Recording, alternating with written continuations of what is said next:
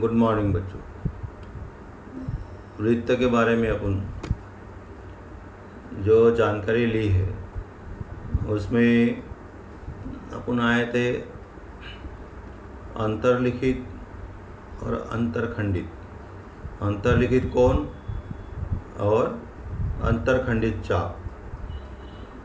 तो अंतर्खंडित चाप ये जो आकृतियाँ दिखाई थी, जो लगभग 6 आकृतियाँ हैं, इसमें पहले आकृति में ये जो अंतर्लिखित कोण है ABC, उसके द्वारा AC चाप अंतखंडित किया गया है। AC चाप अंतखंडित किया गया है और ABC कोण अंतर्लिखित। दूसरी आकृति में भी ABC कोण द्वारा चाप ABC अंतखंडित होता है। तीसरी आकृति में भी कोण ABC द्वारा कोण AC अंतखंडित होता है। चौथी आकृति में कोण ABC बाह्य भाग में कोण B, वह B जो बाह्य भाग में है तो उसके द्वारा ये दो चाप अंतखंडित हो रहे हैं। पांचवी आकृति में इधर भी दो चाप अंतखंडित हो रहे हैं और छठी आकृति में इधर भी दो चाप मतलब पहली 3 आकृति में एक ही चाप अंतखंडित था और दूसरी 2-3 आकृतियों में दो चाप अंतखंडित है। मतलब अंतर्लिखित और अंतर्खंडित ये दो शब्द ध्यान में रखो। अंतर्लिखित कोण रहा तो उसमें कोण के तीनों बिंदु वृत्त पर होना चाहिए, तभी वो उसको अंतर्लिखित कोण कह सकते हैं। और अपने को ये जो आकृति दी गई इसमें तीसरी आकृति देखो, तीसरी आकृति में अंतर्खंडित कोण नहीं है। वो चाप उसने भले अंतर्खंडित किया हो परंतु अंतर्लिखित कोण नहीं है, क्योंकि B जो है उसका शीर्ष बिंदु वो वृत्त पर नहीं है। इसलिए खाली ABC जो कोण है वो अंतर्लिखित कोण। तो अपन अंतर्लिखित कोण प्रमेय में क्या दिया हुआ है वो देखते हैं। प्रमेय दिया है वृत्त में अंतर्लिखित कोण का माप उसके द्वारा अंतर्खंडित चाप के माप का आधा होता है। अंतर्लिखित कोण का माप उसके द्वारा अंतर्खंडित चाप के माप का आधा होता है। ये जो कोण है दिया हुआ कोण BAC, ये अंतर्लिखित कोण है BAC आकृति में, क्योंकि B, A और C ये तीनों बिंदु वृत्त पर है, इसलिए उसको अंतर्लिखित कोण कहते हैं। और ये BAC द्वारा ये जो चाप है BDC ये अंतर्खंडित चाप है। ये अंतर्खंडित चाप है उसका BDC कोण BAC का। देखो दत्त में क्या दिया है, O केंद्र वाले वृत्त में कोण BAC चाप BAC में अंतर्लिखित है। यदि तुम्हें पूछा कि कोण BAC कौन से चाप में अंतर्लिखित है, तो चाप का नाम भी वही आता है जो कोण का नाम होता है, क्योंकि अंतर्लिखित कोण और अंतर्लिखित चाप नाम सेम रहता है। कोण BAC कौन से चाप में अंतर्लिखित है, तो कोण BAC में, चाप BAC में। इस कोण द्वारा चाप BDC अंतखंडित हुआ है और सिद्ध करना है अपने को। तो कोण BAC जो है वो BDC का आधा है, चाप BDC का आधा है। ये जो चाप है इसका आधा क्या है, कोण। मतलब अंतर्लिखित कोण का माप अंतर्खंडित चाप के माप का आधा होता है, ये सिद्ध करना है। रचना की गई है। क्या रचना की गई है, किरण AO खींचिए। ये अपन किरण AO खींचा, कारण O क्या है, केंद्र है वृत्त का, और ये वृत्त को E पर प्रतिच्छेद करता है। किरण AO जो है E पर वृत्त को प्रतिच्छेदित कर रहा है। और त्रिज्या OC खींचिए, त्रिज्या OC खींचिए। O केंद्र है वृत्त का, इसलिए OA भी त्रिज्या होगी, OC भी त्रिज्या होगी और OE भी त्रिज्या होगी। वो त्रिभुज AB कौन सा त्रिभुज, AOC। इस त्रिभुज में भुजा OA सर्वांग सम OC, OA और OC समान है, कारण त्रिज्या है वो। कोण OAC और कोण OC समद्विबाहु त्रिभुज का प्रमेय, कारण कोण समान है तो भुजा भी समान होगी, बराबर। दोनों कोण समान, कारण त्रिज्या समान है तो कोण भी समान होगी। OAC बराबर OC है। माना कोण OAC बराबर कोण OC बराबर x माना, इन दोनों कोणों का माप क्या माना अपन x माना। मैं x प्लस एक्स मतलब 2x, तो ये जो दोनों का योगफल है वो 2x हो जाए इन दोनों कोणों का। तो इसीलिए कोण EOC इस त्रिभुज का बहिष्कोण है। EOC जो है वो बहिष्कोण है और बहिष्कोण का माप उसके दूरस्थ अंत कोणों के मापों का योगफल होता है।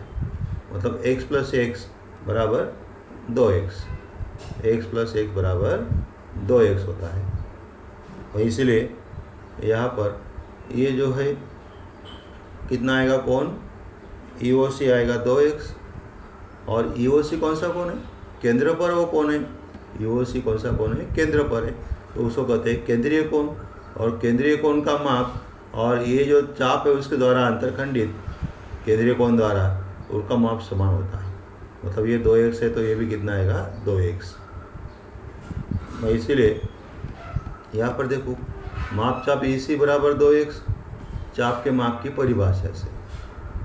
मैं 1 और 2 के आधार से कोण OAC बराबर कोण EAC, OAC बराबर EAC मतलब वो एक ही कोण हुआ, नाम भिन्न है खाली, बराबर EC का आधा, ये जो EC है उसका आधा होगा।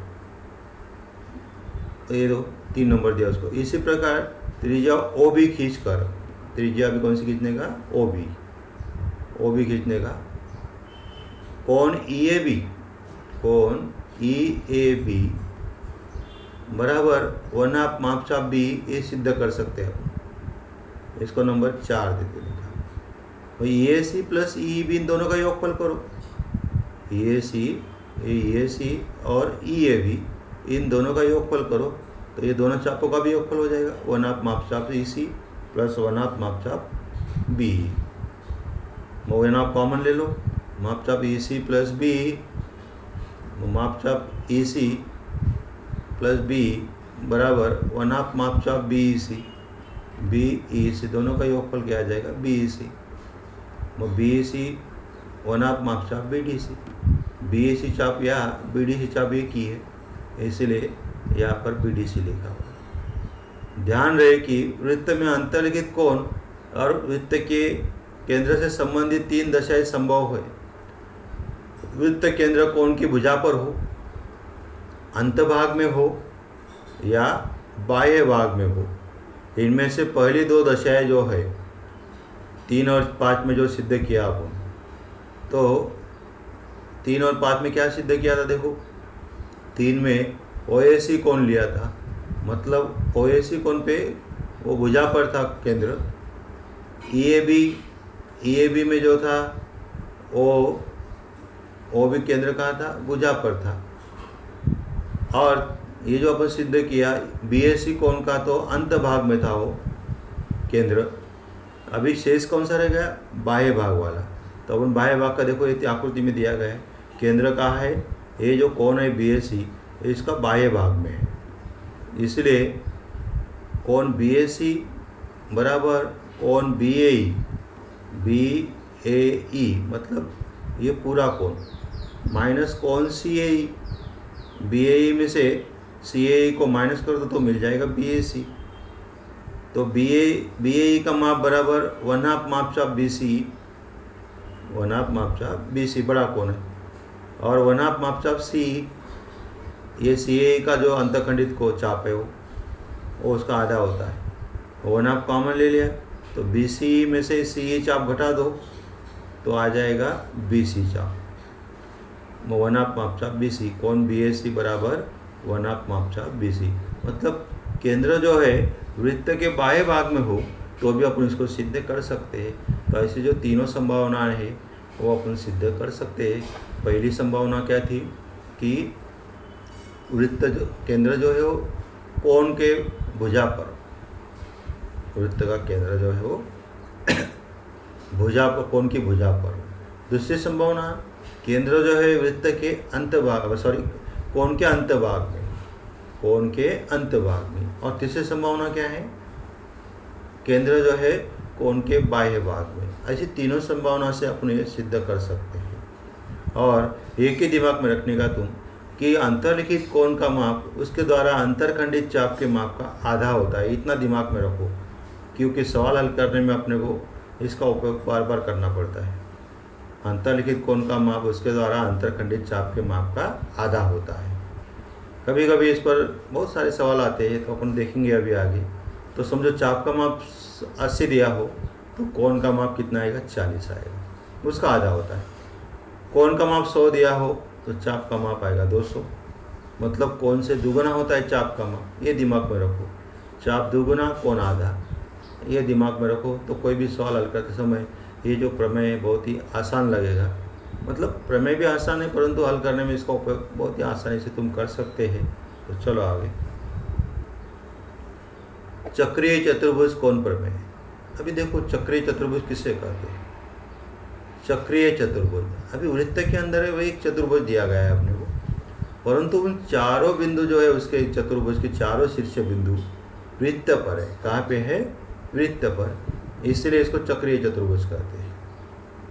चारों बिंदु यदि वृत्त पर हो तो ही उसको चक्रीय चतुर्भुज कह सकते हैं। माप कोण भी प्लस अपने को क्या सिद्ध करना है, सम्मुख कोण। चक्रीय चतुर्भुज के सम्मुख कोण संपूरक होते हैं। अभी इसमें जो आकृति दी गई है अपने को, इसमें सम्मुख कोण कौन से, वो देखो कौन से सम्मुख कोण। ए का सम्मुख कोण कौन सा है, सी, और बी का सम्मुख कोण कौन सा है, डी। बी का सम्मुख कोण डी। अपने देखो साध्य में क्या सिद्ध करना है, कोण बी प्लस कोण डी बराबर कोण ए प्लस कोण सी बराबर 180, मतलब बी प्लस डी भी 180 सिद्ध करना है और ए प्लस सी भी 180 सिद्ध करना है। दोनों को सिद्ध करने के लिए यहाँ पर जो उपपत्ति दी गई है, ये त्रिभुज कोण एडीसी, कौन सा कोण, एडीसी, कौन सा कोण है, ये अंतर्लिखित कोण है। कौन सा कोण है, और एडीसी द्वारा कौन सा चाप अंतखंडित किया हुआ है, एबीसी। कौन सा, एबीसी चाप अंतखंडित किया है।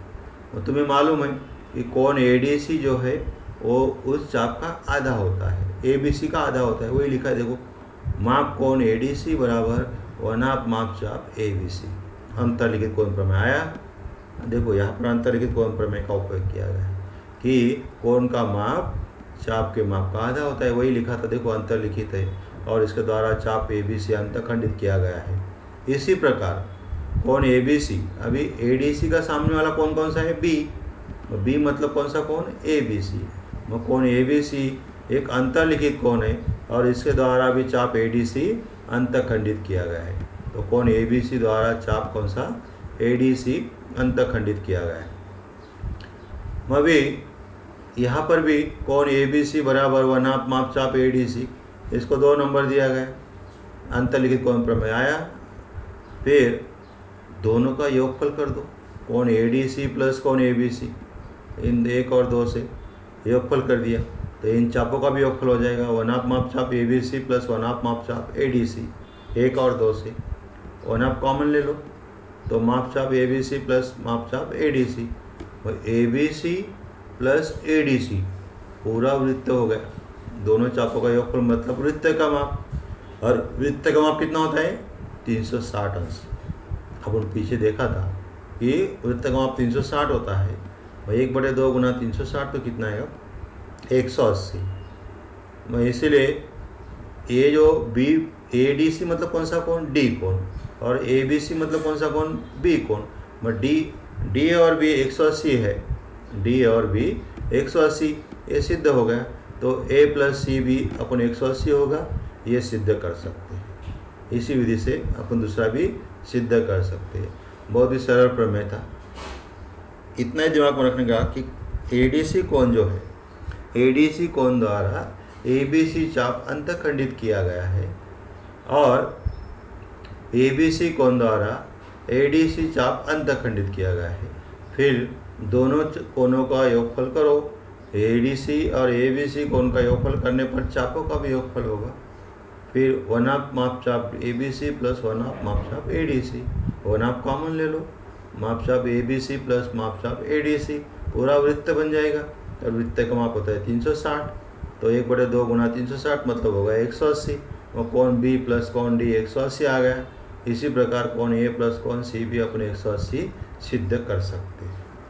चलो आगे। आकृति में ओ केंद्र वाले वृत्त की जीवा ए बी की लंबाई वृत्त की त्रिज्या के बराबर है। मतलब ओ केंद्र वाले वृत्त की जीवा ए बी, ये जो जीवा दी गई है आकृति में ए बी, इसकी लंबाई त्रिज्या के बराबर है। आकृति में दो त्रिज्या दिखाई गई है, कौन कौन सी? ओ ए और ओ बी।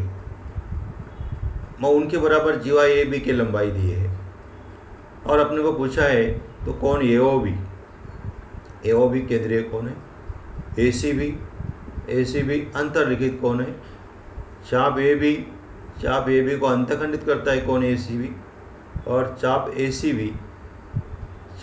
सी बी जो है उसका भी माप ज्ञात करना है आपने। मतलब दिया हुआ है जानकारी के आधार से अपने को 1, 2, 3 कोणों के माप ज्ञात करना है और एक चाप का माप ज्ञात करना है। तो जो दी गई जानकारी है उसमें ओ ए और ओ बी जो है त्रिज्या समान होती है और ए बी भी जीवा है वो भी समान है, वो त्रिज्या के समान। मतलब वो जो त्रिभुज दिखाई दे रहा है तुम्हें आकृति में, उस त्रिभुज में कौन कौन सा? ये जो त्रिभुज है ओ ए और ओ बी समान है और ए भी समान है। मतलब त्रिभुज की तीनों भुजाएं यदि समान हो तो कौन सा त्रिभुज होगा? वो समबाहु त्रिभुज होगा। और समबाहु त्रिभुज की तीनों भुजाएं समान होती है और प्रत्येक कोण का माप कितना होता है? 60 अंश होता है, क्योंकि तीनों कोण भी समान हो गए। प्रत्येक कोण का माप आएगा 60, 60, 60, तीनों का योगफल 180 हो जाएगा।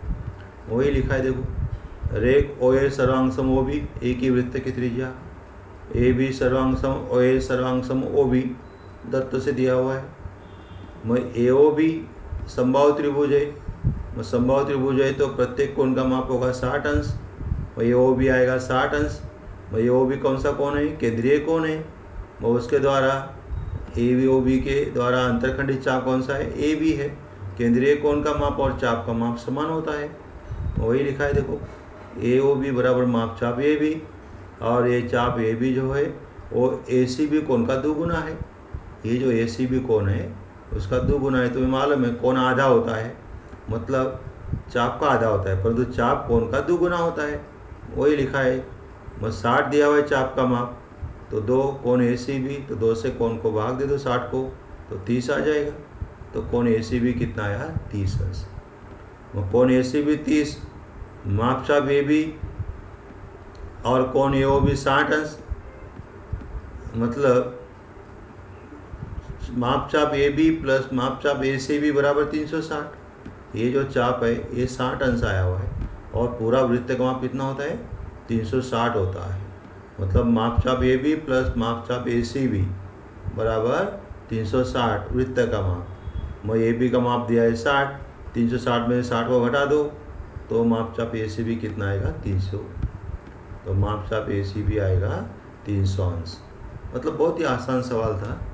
इतना ही है कि यहाँ पर कोणों का कोई भी कोण का माप नहीं दिया था, परंतु जो जानकारी दी गई थी वो ध्यान में आना चाहिए अपने को कि ओ ए और ओ बी त्रिज्या है, तो अपने को आकृति से ध्यान में आ जाना चाहिए।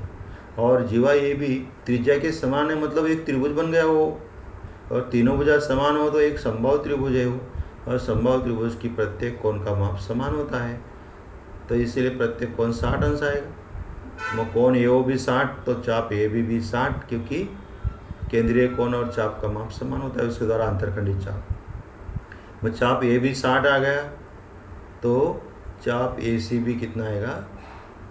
ए बी और ए सी बी का योगफल 360 हो जाएगा वृत्त का माप, तो 360 में से 60 घटा दो तो चाप ए सी बी कितना आएगा? 300 अंश आएगा। चलो आगे। आकृति में चतुर्भुज पी क्यू आर एस एक चक्रीय चतुर्भुज है, पी क्यू आर एस, और भुजा पी क्यू सर्वांग सम भुजा आर क्यू, पी क्यू सर्वांग सम आर क्यू, और कोण पी एस आर 110 अंश है। पी एस आर जो है 110 अंश है, और अपने को पूछा है कोण पी क्यू आर कितना अंश का होगा, कितना माप का होगा?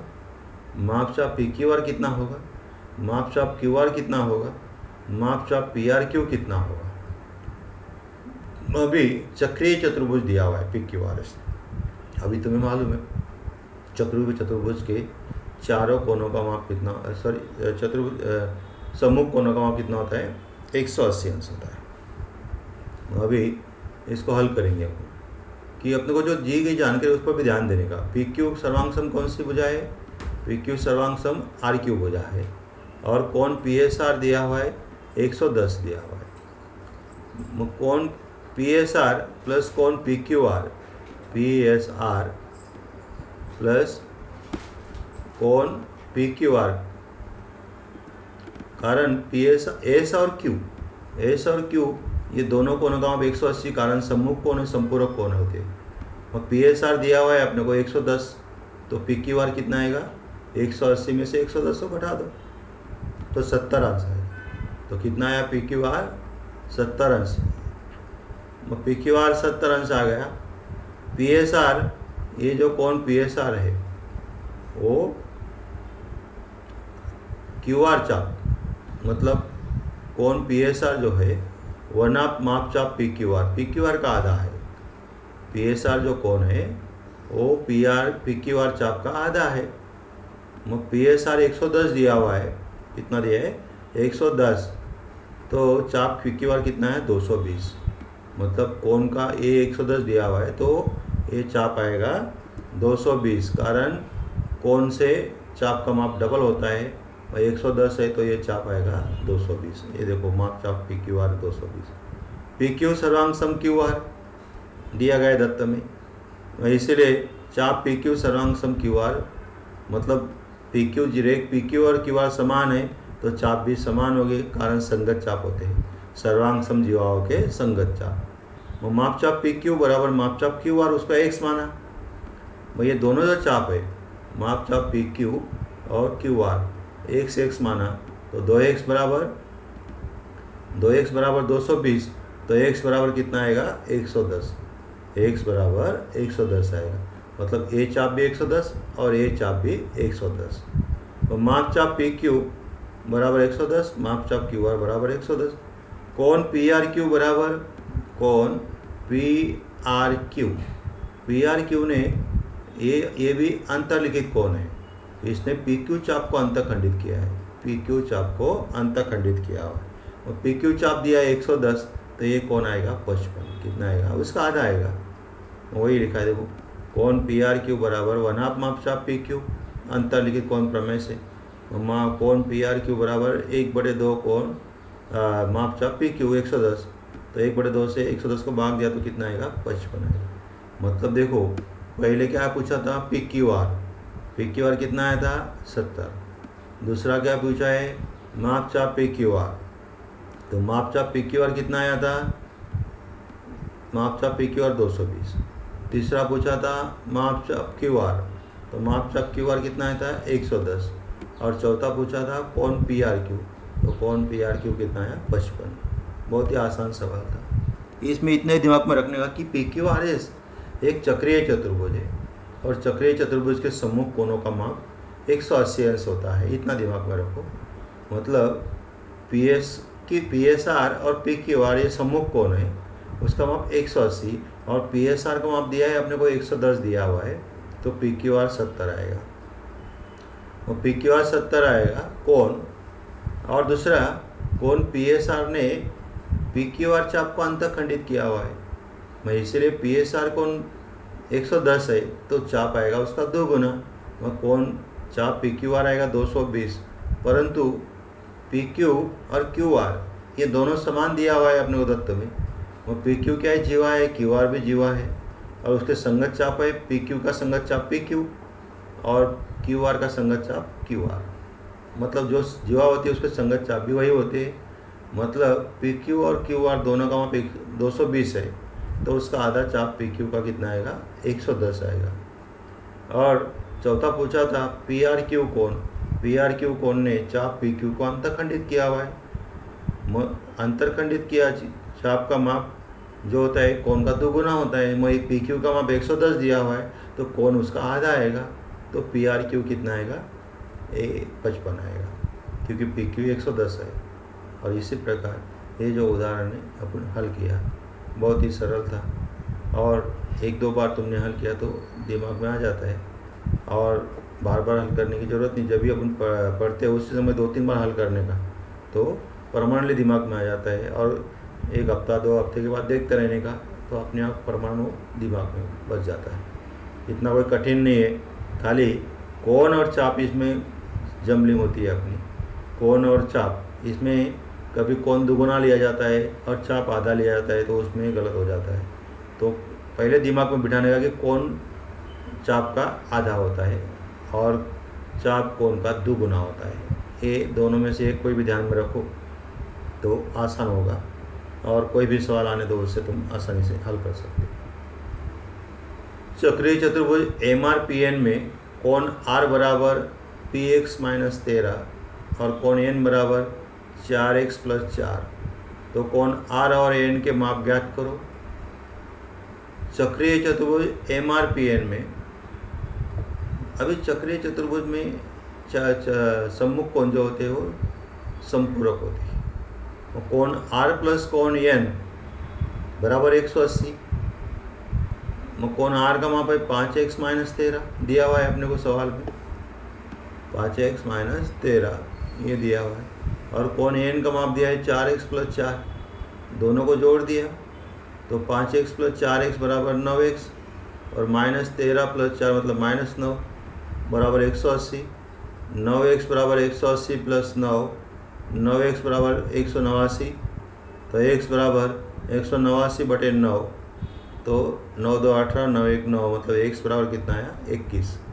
तो कोण R बराबर 5x - 13, 5 × 21 - 13, 105 - 13 बराबर 92 अंश। और कोण N बराबर 4x + 4, तो 4 × 21 + 4, 84 + 4 बराबर 88 अंश। इस तरह से कोण R और N ज्ञात करना था अपने को।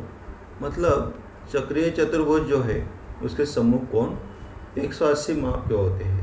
वो कोण R + कोण N बराबर 180 अंश होता है। वो कोण R का माप दिया है 5x - 13 और N का माप दिया है 4x + 4, तो 5 और 4 9x हुआ, 13 में से 4 घटा दिया 9 आ जाए, तो 9 को माइनस हुआ तो उस साइड गया तो प्लस हो गया। तो 180 में से 9 जोड़ा तो 189 हो गया, 189 को 9 से भाग दिया तो 21 आ गए। तो x का मान 21 आया, तो R बराबर 5x - 13 दिया हुआ है, तो 5 × 21 - 13, 105 - 13 बराबर 92 अंश। और कोण N बराबर 4x + 4, 4 × 21 + 4, 84 + 4 बराबर 88 अंश। इस तरह से कोण R और कोण N का माप ज्ञात कर सकते हैं। चलो आगे। आकृति में रेख YZ और रेख XT, YZ और XT त्रिभुज WXY के शीर्ष बिंदु P पर प्रतिच्छेदित करते हैं। ये जो आकृति में दिखाई दे रहा है, तो YZ और XT बिंदु P में प्रतिच्छेदित करते हैं। और सिद्ध करना है अपने को कि चतुर्भुज WZPT एक चक्रीय चतुर्भुज है, और दूसरा बिंदु XZTY एक ही वृत्त पर है। XZTY एक ही वृत्त पर है, ये सिद्ध करना है। पहला जो सिद्ध करना है अपने को, उसमें WZPT एक चक्रीय चतुर्भुज है, और उसके लिए चक्रीय चतुर्भुज के सम्मुख कोणों का माप क्या होता है 180 अंश होता है। वो देखो, कोण XZY और कोण YTX, XZY और YTX इनका माप 90, देखो 90 90 दिखा है, दिया गया अपने तत्व में। कोण XZP, XZY और YTX ये 90 है। कोण XZP और कोण YT बराबर 90 अंश। खाली नाम बदला अपन, कोण वही है, देखो इधर Z है, इधर भी Z है, इधर T है, इधर भी T, खाली नाम बदला। WZP बराबर WTP, इधर भी वही है, देखो नाम बदला, खाली Z ही रखा है, इधर भी T ही रखा है, खाली नाम बदला अपन। तो 90, WZP और WTP 90 अंश। और WZP और WTP इन दोनों का योगफल करो। WZP और WTP दोनों का योगफल कितना आएगा 180। मतलब ये Z और T कोण इनका योगफल 180 आया, मतलब संपूरक हुए वो संपूरक है। इसलिए चक्रीय चतुर्भुज प्रमेय के विलोम से चतुर्भुज WZPT एक चक्रीय चतुर्भुज है। WZP और T ये चक्रीय चतुर्भुज है। कारण संपूरक कोण यदि सम्मुख कोण संपूरक हो तो क्या होगा, एक चक्रीय चतुर्भुज होगा। ये विलोम से अपन सिद्ध कर सकते हैं। दूसरा कोण एक ZY वही कोण, और ये T कोण YT है। इनका माप कितना है, 190 अंश है। इन दोनों का माप 90 अंश दिया हुआ है। रेखा XY पर स्थित बिंदु X और Y, रेखा XY पर एक जो रेखा XY है इस पर बिंदु X और Y द्वारा उस रेखा पे एक ही और दो भिन्न बिंदु Z और T पर सर्वांग समकोण बनाते हैं। मतलब XY जो रेखा है इसके एक ही ओर कौन सा बिंदु है, Z और T। यदि ये दोनों कोण सर्वांग सम है और किसी रेखा पर स्थित दो भिन्न बिंदु उसी रेखा के एक ही ओर स्थित दो भिन्न बिंदुओं पर सर्वांग समकोण बनाते हो तो चारों बिंदु एक ही वृत्त पर होते हैं। ये जो चारों बिंदु कौन कौन से, X, Z, T और Y, ये चारों बिंदु एक ही वृत्त पर होते हैं। और एक ही वृत्त पर यदि चारों बिंदु हो तो वो जो चतुर्भुज बनेगा वो क्या होता है, चक्रीय चतुर्भुज होता है। और चक्रीय चतुर्भुज है इसलिए ये चारों बिंदु वृत्त पर है। कहाँ पे है, वृत्त पर। X, Z, T, Y एक ही वृत्त पर है। इसलिए इस तरह से सिद्ध कर सकते हो। मतलब XY के एक ही और दोनों बिंदु है वो, और दोनों का माप समान है, इसलिए वो एक ही वृत्त पर होते हैं। इधर भी क्या था, ये संपूरक कोण थे, और सम्मुख कोण संपूरक हो तो वो चक्रीय चतुर्भुज होता है। और इधर एक ही और समान कोण बनते हैं तो वो भी वृत्त पर ही होते हैं चारों बिंदु। कारण चक्रीय चतुर्भुज के चारों बिंदु वृत्त पर होते हैं। इस तरह से ये उदाहरण भी अपन आसानी से हल कर सकते हैं। खाली दिमाग में होना चाहिए कि चक्रीय चतुर्भुज किसे कहते हैं, और चक्रीय चतुर्भुज के सम्मुख कोण संपूरक होते हैं। और दूसरा जो है, किसी भी रेख के एक ही ओर यदि समान कोण बनते हैं तो उन कोणों को जोड़ने पर मतलब ये जो वृत्त बनता है वो चारों बिंदु एक ही वृत्त पर होते हैं, ये सिद्ध हो जाता है। यदि अपन आकृति बनाकर यदि देखा तो वृत्त पर एक व्यास लो, समझो XY व्यास लो, और कहीं भी बिंदु लो तुम वृत्त पर, कहीं भी, और उस व्यास से जोड़ दो बिंदुओं को, तो प्रत्येक कोण 90 अंश का आएगा। कितना आएगा, 90 अंश का है। कोई भी बिंदु लो तुम वृत्त पर, खाली XY व्यास लेने का, मतलब प्रत्येक कोण का माप 90 अंश होगा। क्योंकि व्यास क्या करता है, वृत्त के दो समान भाग करता है, और अर्धवृत्त का माप 180 अंश होता है। और कोई भी कोण लिया तुमने तो वो उस अर्धवृत्त को अंतर्खंडित करता है। मत चाप का कोण जो होता है चाप का आधा होता है। चाप यदि 180 अंश, अर्धवृत्त का माप 180 अंश होता है, तो कोण का माप कितना आएगा, 90 अंश आएगा। इसीलिए व्यास द्वारा जो मतलब व्यास का ही गुणधर्म है वो, तो कोण Z और T जो है वो 90 अंश से आएगा, कहीं भी वृत्त पर लो तो। चलो आकृति में जीवा AC और जीवा D बिंदु B पर प्रतिच्छेदित करती है। AC और D बिंदु B पर प्रतिच्छेदित करती है। और कोण AB दिया है 108 अंश, और चाप AE दिया है 95 अंश। तो माप चाप DC ज्ञात करो। तो ये जो जीवा दी गई है, दोनों जीवाएँ AC और D, ये दोनों जीवाएँ वृत्त के अंतर्भाग में B बिंदु पे प्रतिच्छेदित कर रही है, बराबर। इसलिए ये जो कोण है, कौन सा कोण, AB और DBC, ये दोनों शीर्षाभिमुख कोण है। कौन सा कोण है, और शीर्षाभिमुख कोण है। शीर्षाभिमुख कोण क्या होते हैं, समान होते हैं। और कोण ए बी दिया हुआ है 108, कितना दिया है 108, और अपने को पूछा है मापचाप डी सी का माप पूछा है। ए बी कोण जो है 108 और मापचाप ए कितना दिया है 95 दिया है। कोण ए बी का शीर्ष बिंदु बी ये वृत्त के अंतभाग में है। इस कोण की भुजाओं द्वारा चाप ए और इसके शीर्षाभिमुख कोण डी बी सी के भुजाओं द्वारा चाप डी सी अंतखंडित होता है। मतलब इन दोनों में से कोई भी एक कोण दिया हो तुम्हें ए और ए, तो ये जो कोण है ए बी इसके द्वारा जो अंतरखंडित चाप है और डी बी सी द्वारा जो अंतरखंडित चाप है, इन दोनों चापों के योगफल का आधा, इन दोनों चापों के योगफल का आधा इन कोणों का माप होता है। ये कोण का माप और ये कोण का माप कोई भी लो।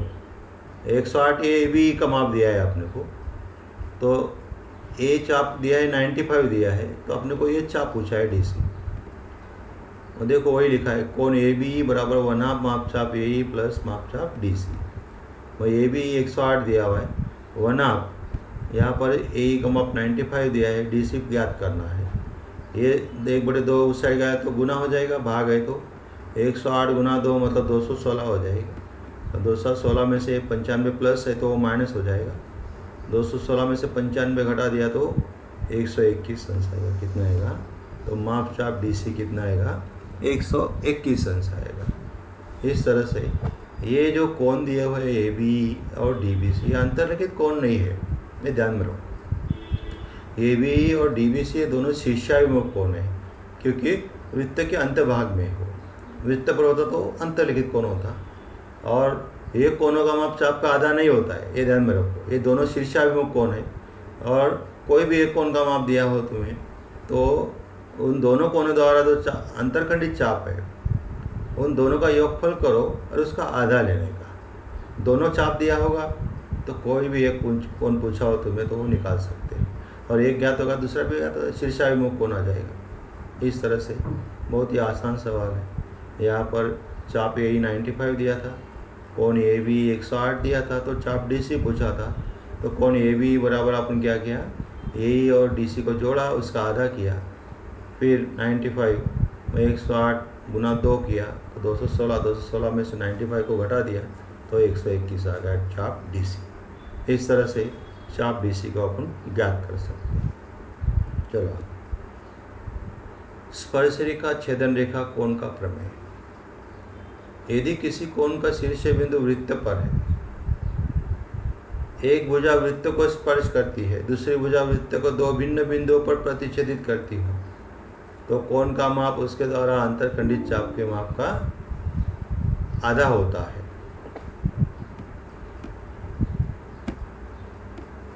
धन्यवाद। यहाँ पर रुकते हैं।